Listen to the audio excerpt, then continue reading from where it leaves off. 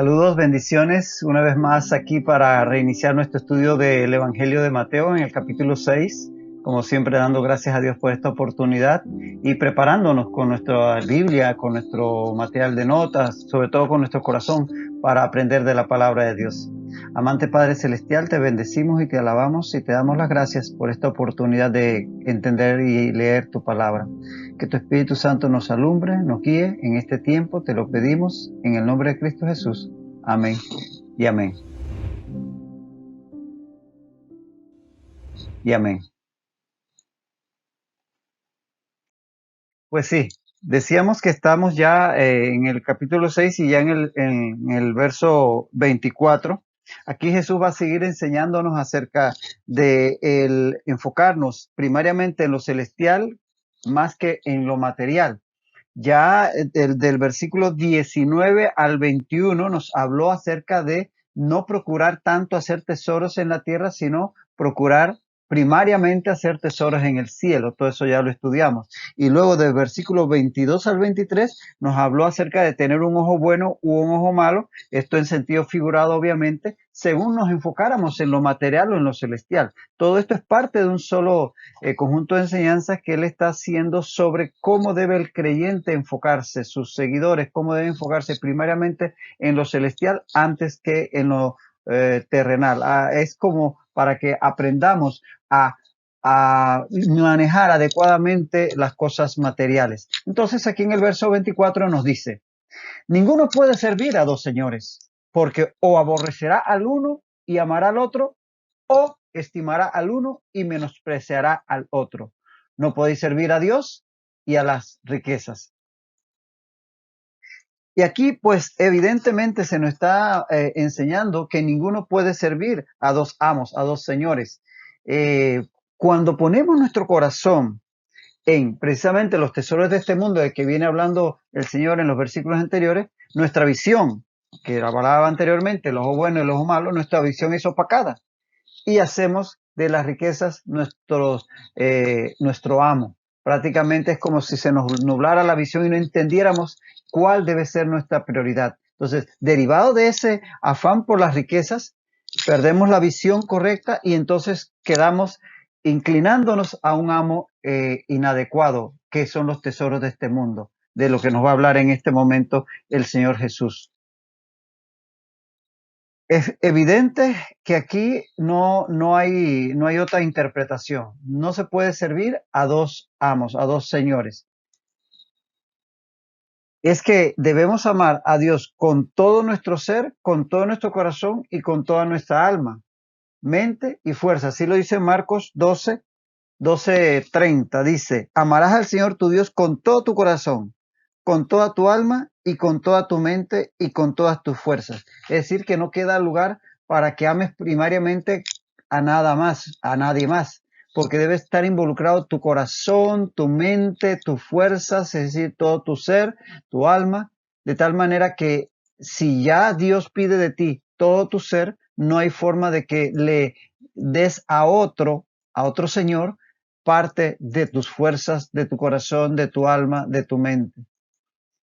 Por lo tanto, no existe la posibilidad de compartir nuestro amor a Dios con nada ni nadie. Ahora bien, en este versículo, la palabra servir viene del griego doulos, que es siervo, esclavo prácticamente. De tal manera que aquí no se trata de aquel que tiene dos empleos y de repente va a trabajar en la mañana en un lugar y en la noche va a trabajar en otro para poder redondear el salario. No, se trata de alguien que de por vida le pertenece a alguien. Por eso se habla aquí de servir, de dulos, del que es siervo de forma permanente con un señor. Entonces no es cualquier servir. Por eso es que el Señor dice que no podemos llegar a ese grado de sumisión con respecto a dos señores, porque no puedes tener dos vidas, es una sola. Y la palabra señores es la palabra griega también Kyrios. Kyrios es una palabra tan fuerte en cuanto a quién es mi señor, porque es prácticamente una persona a la cual yo le pertenezco en un sentido único, no es como mi empleador, no es como quien me está contratando por un tiempo, no, es un señor para toda la eternidad. es tan fuerte este término que los cristianos primitivos se negaban a reconocer al emperador de Roma como Quirios. Te dirá, hombre, si yo viviera en ese tiempo del Imperio Romano y me van a decir que van a matar porque le diga señor al emperador, yo le digo, sí señor, cómo no, señor. Pero es que no esa era la implicación de la palabra Kyrios. La palabra Kyrios implicaba un señor, una persona, un ser al cual yo me someto 100% y no es un lugar a ningún otro amo en mi vida. Por eso los cristianos primitivos iban al sacrificio, eran condenados a muerte porque no reconocían en el emperador al Quirios, porque su único Quirios era el Señor Jesucristo. Entonces, de aquí lo fuerte de la expresión que está diciendo Jesús, no se puede ser esclavo de dos amos, es decir, no puedo entregar mi vida 100% a dos seres, no puede ser que yo le entregue mi vida por completo a Dios y en parte se le entrega a este mundo a las riquezas. Ese es el sentido de esta expresión, que es muy fuerte en realidad, y por eso no hay lugar a dudas de que el Señor está hablando de que no se puede servir a dos señores en este sentido. Y es que evidentemente va a tener que aceptar a uno y rechazar al otro, que es lo que quiere decir aborrecer al uno y amar al otro. El amor a Dios y al mundo son, como vimos, mutuamente excluyentes. Yo no puedo estar, como quien dice, con el pie en dos barcos. O estoy en uno o estoy en el otro. Por ello Dios no comparte su preeminencia en nuestro corazón con nada ni con nadie. Estamos con Él o no estamos. No se puede estar sirviendo en este sentido a dos señores. Mire lo que dice Mateo 10, 37 al 38. El que ama a padre o madre más que a mí no es digno de mí. El que ama a hijo o hija más que a mí no es digno de mí. Eso suena fuerte, pero obviamente son hebraísmos, que son estas formas de comunicar una verdad de una forma más impactante. Pero ciertamente lo que está diciendo el Señor es que Él debe estar por encima de todo. No hay nada que se nos pueda ocurrir al creyente que pueda poner por encima de su amor a Dios. De tal manera que así de fuerte es esta expresión y así tenemos que verlo. Y sobre todo cuando nos enfrentamos a ese apego por las cosas materiales que los seres humanos tendemos a padecer. Romanos 12:1 también dice una expresión muy reveladora a este sentido. Dice, así que hermanos, os ruego por las misericordias de Dios que presentéis vuestros cuerpos en sacrificio vivo, santo, agradable a Dios. Obviamente sacrificio en sentido espiritual, pero ciertamente a ese grado nos habla la palabra de Dios que tenemos que entregarnos a nuestro único Señor, a nuestro único Dios, a nuestro único amo, a quien pertenecemos en forma exclusiva. No podemos, si nos sacrificamos por completo ante Él, no podemos pensar en ser o inclinarnos en la búsqueda de otro Señor. Por eso Josué, allá en el libro de Josué, en el verso 15 del capítulo 24, le planteó al pueblo de Israel, aquí tienen la alternativa, ya conquistamos esta tierra, ahora decidan ustedes a quién van a servir. Ya yo decidí, dice Josué, mi casa y yo serviremos al Señor. Pero les dice a ellos, escogeos a quién sirváis. O sea, no era asunto de que se quedaran con las dos opciones. O escoges A o escoges B, pero no puedes escoger las dos. De tal manera que así estamos los creyentes siendo combinados por la palabra de Dios. Tenemos que escoger el camino de seguir a Dios y todas las demás cosas vendrán por añadidura, o ir detrás de las cosas y de las añadiduras. Definitivamente que suenan drásticas las palabras del Señor Jesucristo cuando las vemos desde esta perspectiva, pero es que es la única forma de tener un correcto enfoque en la vida y no andar con esa visión mala que hablábamos en los versículos anteriores. Escogeos hoy a quién sirváis, dice Josué 24:15. Y aquí dice entonces que no puede servir a Dios y a las riquezas. Y la palabra para riquezas aquí es la palabra arameo hebrea, mamón. Mamón es un término que viene directamente del arameo y es aquí utilizado en el texto del Nuevo Testamento, que aunque está en griego, la toma literal del arameo y que también es utilizada en el hebreo. Esa palabra, riquezas, que se traduce mamón, es una palabra, como decimos en arameo, para posesiones materiales. Ese es el sentido originario de esta palabra. pero ella a su vez procede de un término que significa confiar un depósito. Viene de una raíz conjunta que es me, en y amán, estar seguro en el arameo. Es decir, es como un depósito de un bien material que yo lo pongo en un lugar a guardar y estoy seguro de eso. Confiar un depósito. Ese es el sentido original del término mamón en el arameo. Y mamón entonces era lo que se le confiaba a otro para ser guardado de todo riesgo. Era aquel bien que se confiaba, se le guardaba. Eso era lo que significaba originalmente mamón. Pero con el tiempo llegó a significar, en lugar de significar lo que uno confía, es decir, ese bien material, vino a significar aquello en lo que uno confía. ¿Ve el cambio de sentido? Ya no significaba lo que uno confía, sino aquello en lo que uno confía. De tal manera que llegó a hacerse un concepto totalmente equivocado, porque ya llegabas a estar confiando en esas riquezas, en ese depósito, en ese mamón.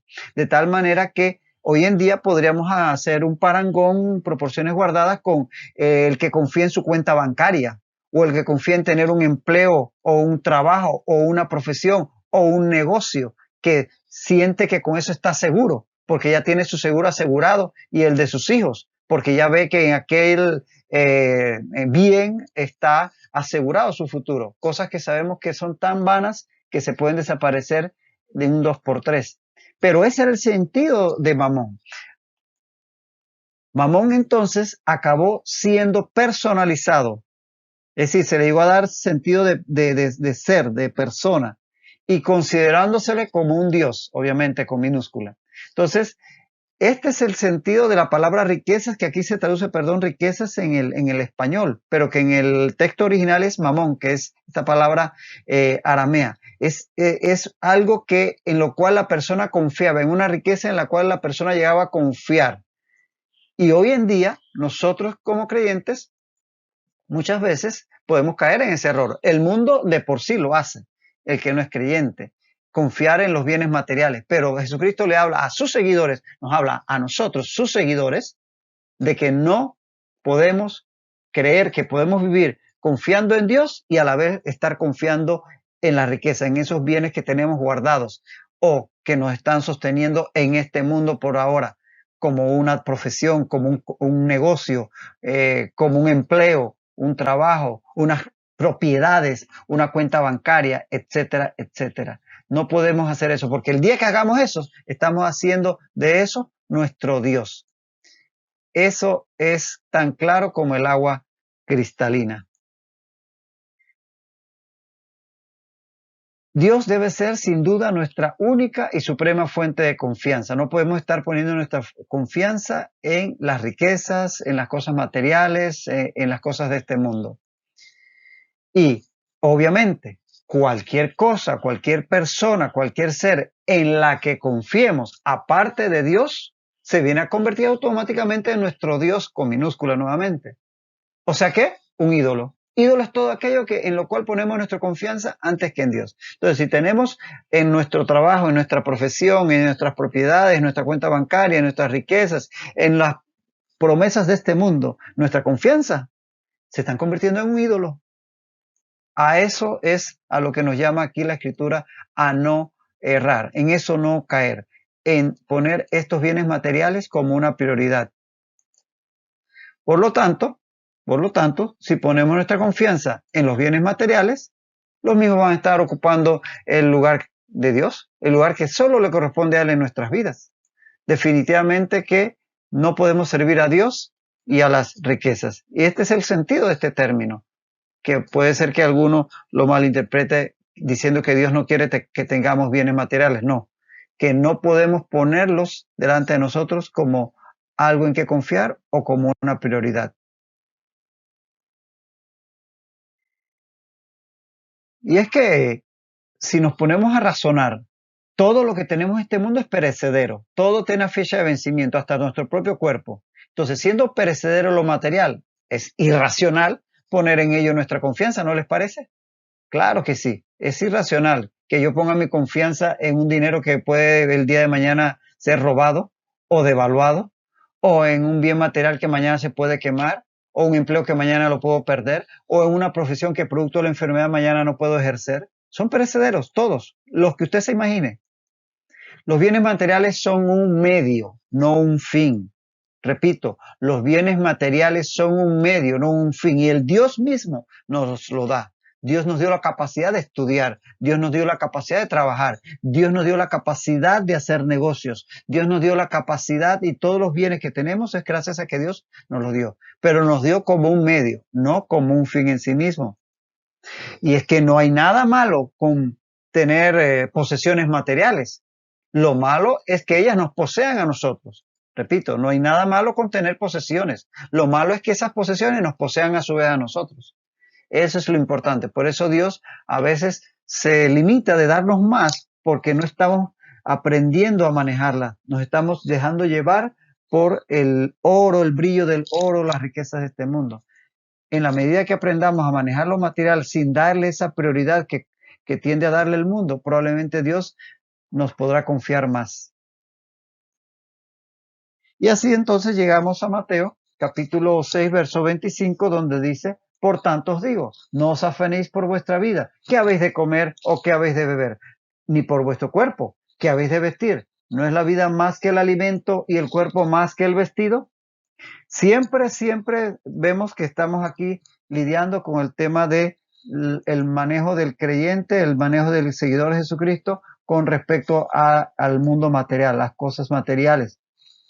Y en este sentido tenemos aquí un cuadro esquemático, un cuadro que resume todas las enseñanzas que estamos viendo aquí acerca del creyente ante lo material en Mateo 6, donde vemos por un lado los bienes materiales, las riquezas de este mundo, esas cosas que vamos atesorando a lo largo de la vida.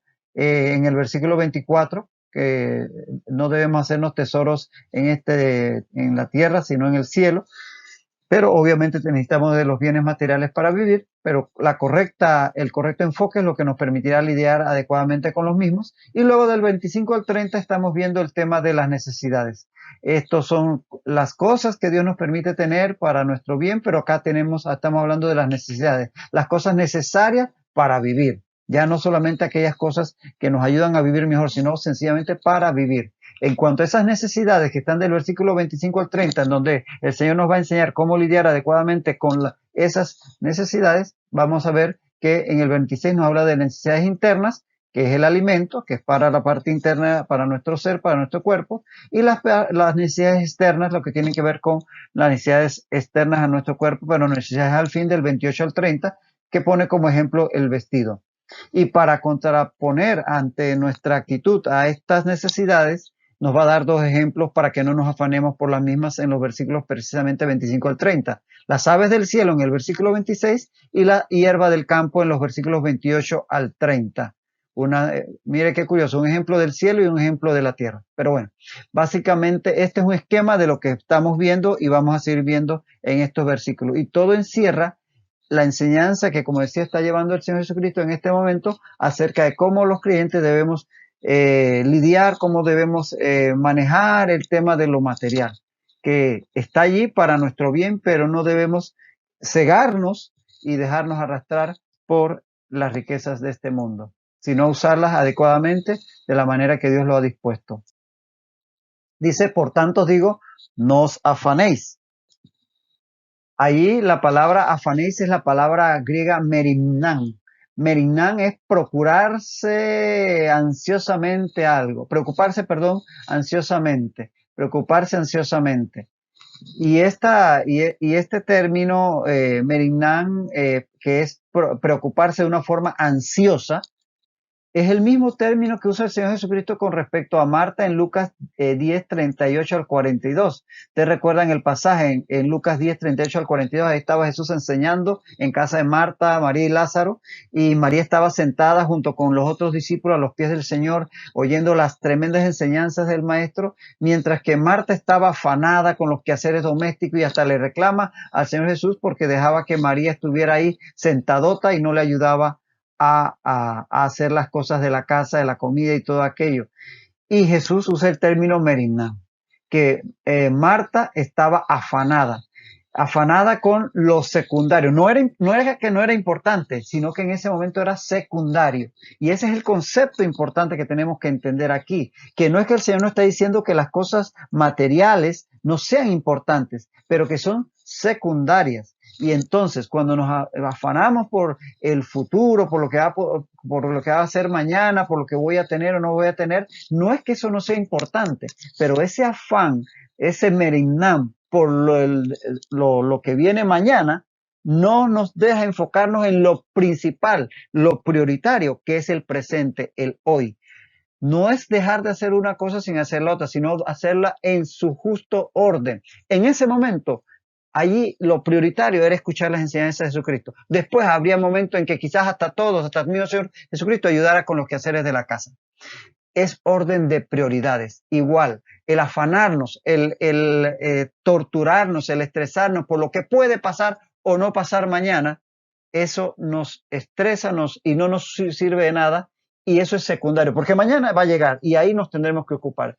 Por estar haciendo o preocupándonos por lo secundario, entonces no nos ocupamos adecuadamente de lo primario, que es el hoy. Y por eso el Señor nos anima a no afanarnos por el mañana, sino a verlo en su justo momento. No entendamos claramente, no es que el Señor Jesucristo esté condenando la previsión prudente de hacer, organizarnos, hacer ahorros, hacer planes, hacer un presupuesto, eso está bien. Jesús no está abogando por una actitud descuidada. De hecho, si leemos en la palabra de Dios en 1 Tesalonicenses 4, 11 al 12, dice que procuréis tener tranquilidad y ocuparos en vuestros negocios y trabajar con vuestras manos de la manera que os hemos mandado, a fin de que os conduzcáis honradamente para con los de afuera y no tengáis necesidad de nada. Es decir, la previsión prudente para nuestro futuro, eso debe ser así, no debemos ser negligentes en eso. Lo que el Señor Jesucristo está condenando es la ansiedad paralizadora con respecto al futuro, que comencemos a darle mente y si pierdo esto y si no me llega aquello y estemos ansiosos allí por lo que puede suceder. Eso es lo que está enseñando Jesús que debemos evitar. No es el sencillo trabajar diariamente, el organizarnos, el planificar, eso está bien. El problema es cuando nos enfocamos como Marta en lo secundario sin atender lo primario. Y dice a continuación, no os afanéis por vuestra vida, qué habéis de comer o qué habéis de beber, ni por vuestro cuerpo, qué habéis de vestir. Dios promete sustentarnos. Hay varios pasajes al respecto. Dice Salmos 23:1, Jehová es mi pastor, nada me faltará. Dice Salmos 37:25, joven fui y envejecido y no he visto justo desamparado ni su descendencia que mendigue pan. Dice Romanos 8:32, el que no escatimó a su propio hijo, sino que lo entregó por todos nosotros, ¿cómo no nos dará también con él todas las cosas? Dice Filipenses 4:19, mi Dios pues suplirá todo lo que os falta conforme a sus riquezas en gloria en Cristo Jesús. Y dice Primera de Pedro 5:7, echando toda vuestra ansiedad sobre él, porque él tiene cuidado de vosotros. Esto como ejemplo de las múltiples promesas del Señor acerca de que él cuida de nosotros y está pendiente de nuestras necesidades. Entonces, cuando como creyentes vivimos en ansiedad por nuestro futuro, estamos evidenciando una de tres o las tres a la vez. Si todas estas promesas y más están en la palabra de Dios acerca de que Él cuida de nosotros, que Él tiene todo preparado, todo organizado, que Él en su momento nos va a suplir en lo que necesitemos y que si no lo necesitamos es porque no lo necesitamos, valga la redundancia, es decir, que Él nos lo da si sabe que lo necesitamos. A nosotros nos puede parecer que sí, pero a Él le puede parecer que no, y adivine quién tiene la razón. Bueno, cuando nosotros los creyentes vivimos en ansiedad por nuestro futuro, estamos evidenciando una de tres. O desconocemos esas promesas, no las hemos leído, o la hemos olvidado, la leímos y las olvidamos, o las hemos leído, las recordamos, pero no las creemos. No hay otra. O las desconocemos, o las olvidamos, o no las creemos. y no creer es falta de fe. De tal manera que esas son las tres posibilidades cuando como creyentes nos afanamos por el futuro. Porque sabiendo que Dios ha prometido cuidar de nosotros, proveernos y todo lo demás, cuando nos afanamos pensando qué va a pasar, qué va a pasar, qué va a pasar, es que o desconocemos sus promesas o las hemos olvidado o no tenemos la suficiente fe, no las creemos lo suficiente. Y para estas tres posibilidades, adivine qué, la solución es una sola, la palabra de Dios. Para el que la desconoce, leerla. Para el que la olvidó, memorizarla. Y para el que no la cree, creerla.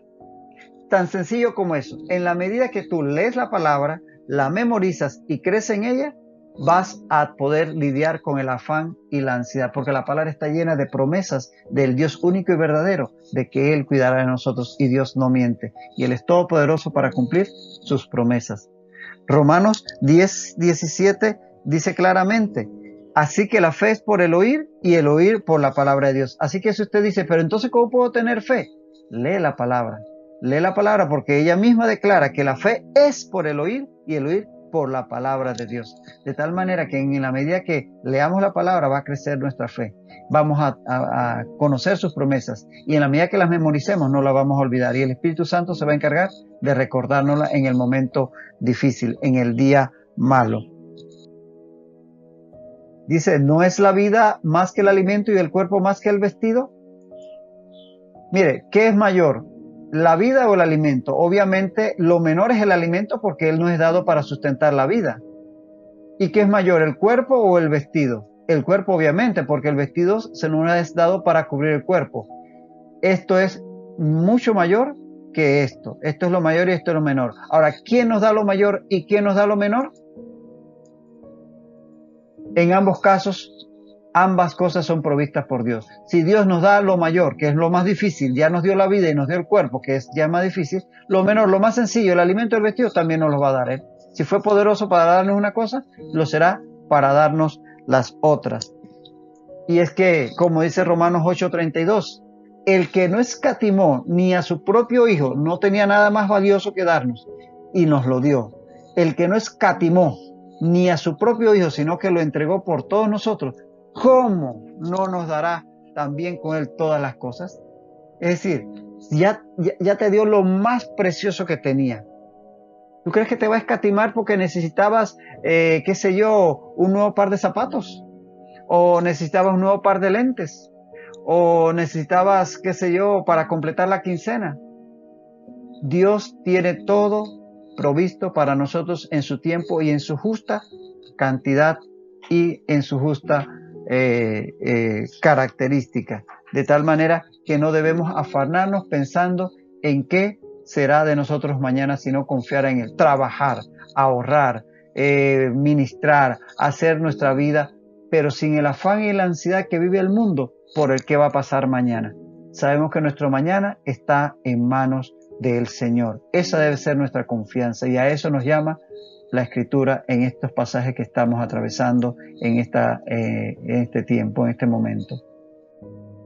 Y llegamos entonces siempre en esta misma línea, en esta misma enseñanza, al verso 26, en donde nos vamos a detener por el día de hoy y continuaremos en nuestra próxima lección aprendiendo acerca de lidiar con el afán y la ansiedad que es normal en los seres humanos que presentemos, pero que nosotros como creyentes debemos, basados en la palabra de Dios, evitar. Y el Señor Jesucristo en los próximos versículos nos va a enseñar los ejemplos de las aves del cielo y las flores del campo para que aprendamos que nuestro amado Padre Celestial lo tiene todo bajo control.